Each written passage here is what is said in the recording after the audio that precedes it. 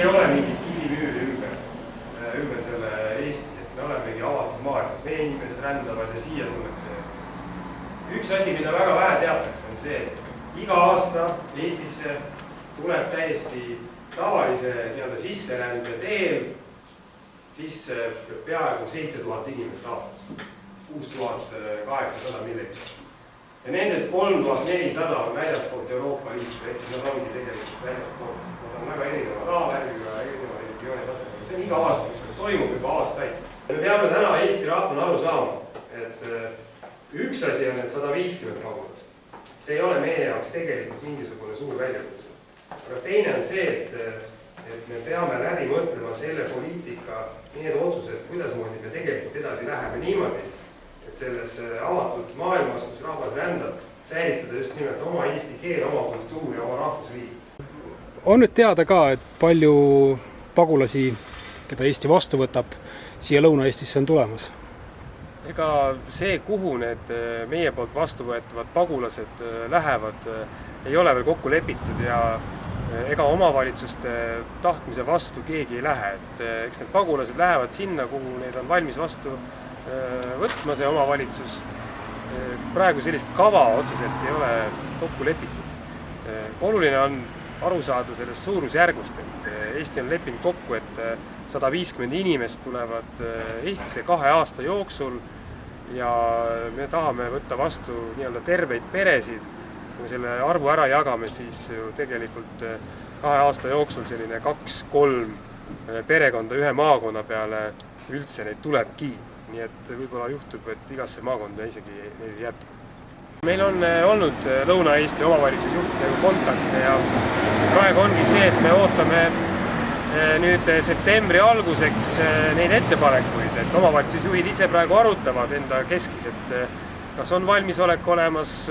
Päris mitmed ettevõtjad siin Lõuna-Eesti pool on avaldanud soovi, et nad pakuksid tööd. Aga võtame seda rahulikult, et kui on valmisolek olemas, siis 1-2 perekonda siinkandis on täiesti võimalik, aga see sõltub eelkõige sellest enda kogukonna otsusest. Et tegelik probleem, millest räägitakse ka vähem, on meil on enda pagulasi järjest rohkem. Kordades rohkem, need, kes tulevad üle piiri siit samast Piusa poolt. Järjest rohkem on muidugi ukrainlasi, sest et Ukrainas on sõda ja see sama Vao keskus, millest on palju räägitud. Seal ju ongi väga palju ukrainlasi, seal on vene taustaga inimesi, seal on grusiine, seal on kõike muud. Aga et siis on, vahe ongi selles, et need inimesed, keda me vastu võtame, nemad ei lähe kuskile ei Vao keskusesse ega kuskile mujale, vaid nende puhul me teeme seda kontrolli ära Itaalias ja Kreekas. Aga need, kes tulevad siis üle piiri, siis need pannakse sinna majutusasutusse, et nad ei saaks siin suvaliselt ringi rännata ja me kontrollime, kes nad on. Kas nad on tegelikult need sõjapagulased või nad on tegelikult põgenikud või nad on lihtsalt need majanduspõgenikud. Ja tänu sellele, et meil on niivõrd karm sisserände poliitika, 85% saadetakse tagasi. Vao keskus, eks ole, on väikseks jäänud. Ilmselt mingil hetkel riik peab tegema seda suuremaks, kuskile laiendama seda keskust. Eks neid linnalegende ole ju palju, et ka siia Võrru, et järsku äkki kuskile midagi tehakse. Et on selliseid plaane?